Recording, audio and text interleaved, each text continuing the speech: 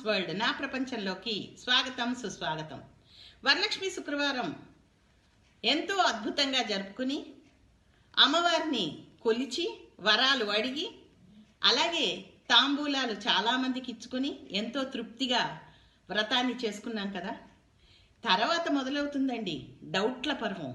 ఇదేంటి ఇలా అంటారు అనుకుంటారేమో. మనం కలశలో కొబ్బరికాయను పెట్టి బ్లౌజ్ పీస్ని పెట్టి దాన్నే అమ్మవారుగా భావించి ఆ అమ్మవారి ముఖాన్ని అలాగే నగలని మొత్తంగా డ్రెస్ని అన్నీ తయారు చేసి అమ్మవారిని కొలుచుకుంటాం.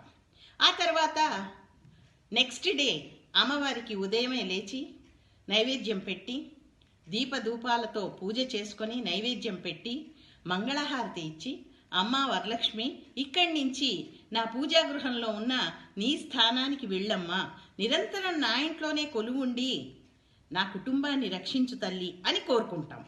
ఆ తర్వాత ఎందుకంటే మహాలక్ష్మికి ఉద్వాసన అనేది ఉండదు. ఆ తల్లి మన ఇంట్లోనే ఉండాలి, నిరంతరం మనతోనే కలిసి ఉండాలి. ఆ తల్లి ఉంటేనే మన సౌభాగ్యం మన కుటుంబ శ్రేయస్సు ఉంటుంది. ఇది మీ అందరికీ తెలుసు కదా. ఆ తర్వాత మనం తీసిన అలంకరించిన వస్తువులు అన్నీ జాగ్రత్తగా చోటు చేసుకుంటాం.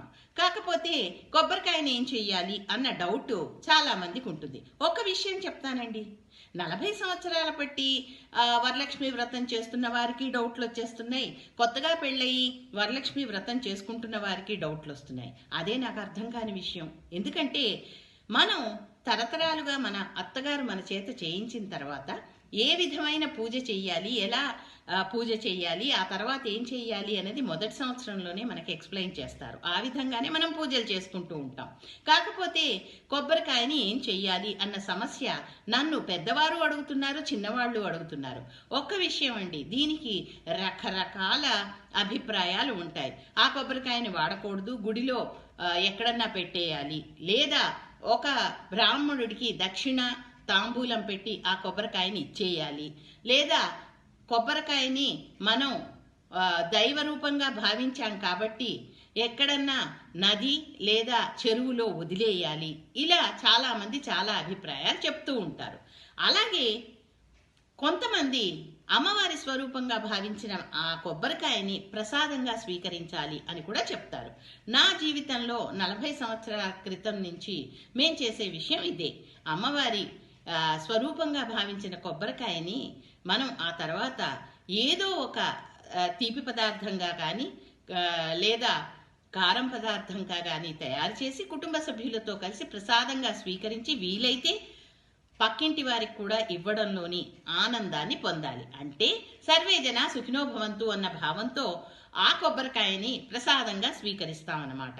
ఈ విషయంలో ఇన్ని డౌట్లు ఉండడం మనం పెట్టుకో అవసరం లేదండి. నేను ఎప్పటికీ ఒకే మాట చెప్తాను, పూజ అనేది వెరీ పర్సనల్. అంటే భావంతో చేసే భక్తి మాత్రమే పూజ అనిపించబడుతుంది.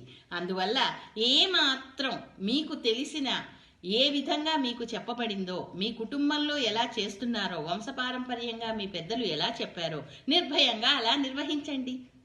సరేనా? నమస్కారం.